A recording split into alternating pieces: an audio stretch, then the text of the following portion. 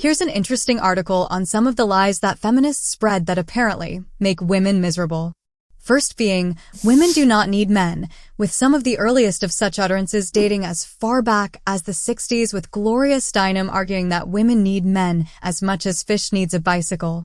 Of course, as women have gradually entered public life, started making their own money, enjoyed the perks that came with accessible birth control and proper sanitation for their menses, there has been this growing feeling that women need men less. However, it becomes clearer and clearer, as opposed to women not needing men, women now need men for convenience. Like women do not need men until they do. Gender is a social construct is another interesting one.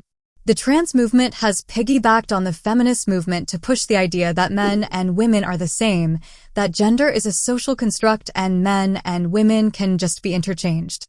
The feminist movement has long pushed the idea that differences between men and women are outcomes of socialization, and as such, treating men and women differently is purely based on stereotypes.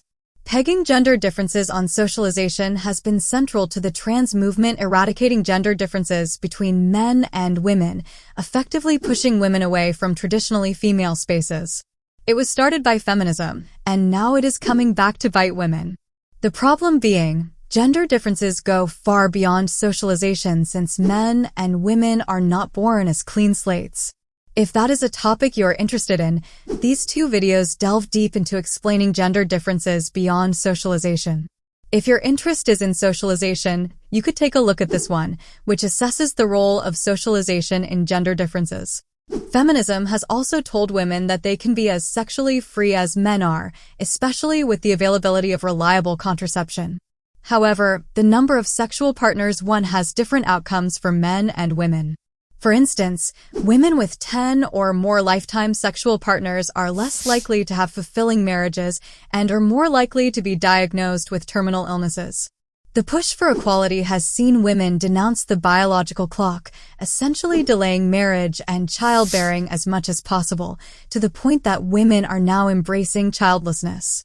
This has gone hand in hand with the assertion that careers are more worth it for women than family is, especially in terms of fulfillment. Some sources suggest that marriage benefits men more because they settle down and earning, while they overwork women and are not worth it for them.